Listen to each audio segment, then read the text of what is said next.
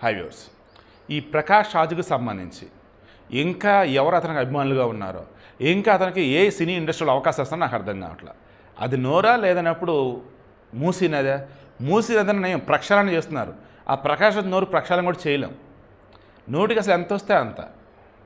సనాతన ధర్మం గురించి, భారతీయత గురించి, దేశభక్తి గురించి ఆయన ఇష్టం. ఇంకా నాకు తెలిసి ఏదో ఒక రోజు హద్దులు దాడతాడు, దాన్ని దేశద్రోహం కింద లోపలేస్తారు. ఇష్యూ ఏంటి ఇప్పుడు? ఆ పాకిస్తాన్ నటుడు ఎవరు ఉన్నారు, ఫరీద్ ఖానా ఎవరో, అతను నటించిన సినిమా వచ్చేసి మన ఇండియాలో రిలీజ్ అవ్వకుండా ఆపేశారు. దానిని ఇతను ఏమంటున్నాడు, వాళ్ళు నటులండి, వాళ్ళకి నటించడం మాత్రమే తెలుసండి, ప్రజలు ఇష్టం ఉంటే చూస్తారా లేకపోతే లేదు, వదిలేయండి. అంటే ప్రజలు చూడలేదో ప్రజల ఇష్టం, మీరు సినిమాని వదిలేయండి, సినిమాని ఆపొద్దు అంటున్నాడు. అలా ఆపడం కరెక్ట్ కాదంట. ఇతను వచ్చేసి ఒక అసలు మనిషేనా? ఇప్పుడు ఆఫ్ఘనిస్తాన్ పేద దేశం అండి పాపం, వాళ్ళు అక్కడ వచ్చేసి డ్రగ్స్ పంట పండిస్తున్నారండి, గసగసాలు నల్లమంది తయారైంది. ఆ డ్రగ్స్ ఇండియాలో పంపిస్తున్నారండి. మన ఇండియాలో డబ్బున కొనుక్కుంటున్నారండి. అందరూ కొనట్లేదు కదండి, డబ్బున్నలు కదండి. డబ్బున విడి కాకపోతే ఇంకోటి దగ్గర కొంటారు. అదే ఆఫ్ఘనిస్తాన్ సాయం చేసినట్టు కదా మనం, ఎందుకు దాన్ని ఆపుతున్నారు? రిలీజ్ చేయండి అని చెప్పటం అంటే దానంత మూర్ఖత్వం కొట్టి ఉండిద్దా? మీరే చెప్పండి. సో ప్రకాష్ రాజ్ అసలు ఏమనాలి? తప్పు అంట. అలా భారతదేశం అంట పాకిస్తాన్ నటినట్లు సినిమాలు ఆపకూడదంట. కమింగ్ టు సోను నిగమ్, వీడు నిజంగా బుర్ర బుద్ధి ఉందో లేదో నాకు అర్థం కాలే. ఇతను పశ్చిమ బెంగాల్లో, హిందీలో, తమిళంలో, తెలుగులో, కన్నడంలో బోల్డ్ పాటలు పాడాడు.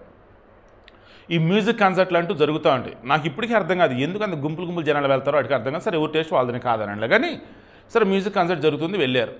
ఇంకా మనోడు తెగ పాటలు పాడుతున్నాడు. జరుగుతుంది బెంగళూరులో, కన్నడ అన్నట్టుగా. కన్నడలో బోల్డిన పాటలు ఆల్రెడీ పాడున్నాడు. దాంతో కింద కొంతమంది ఈ మధ్యకాలంలో కన్నడ ఫీలింగ్ ఎక్కువ అవుతుంది వాళ్ళకి.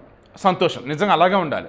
కాకపోతే కన్నడ రాని వాళ్ళని తిడతాం కొడతాం చేయకండి, అది తప్పు. అది ఈ సోను నిగమ్ ఆల్రెడీ కన్నడలో పాటలు పాడి ఉన్నాడు.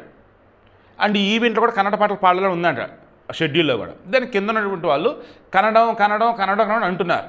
దాంతో ఇతనికి ఆపుకోలేక ఇట్ట అరిచారా, ఇట్ట చేశారా, ఆ పహల్గామ్లో ఘటన కూడా జరిగింది అన్నాడు. అంటే ఏంటి?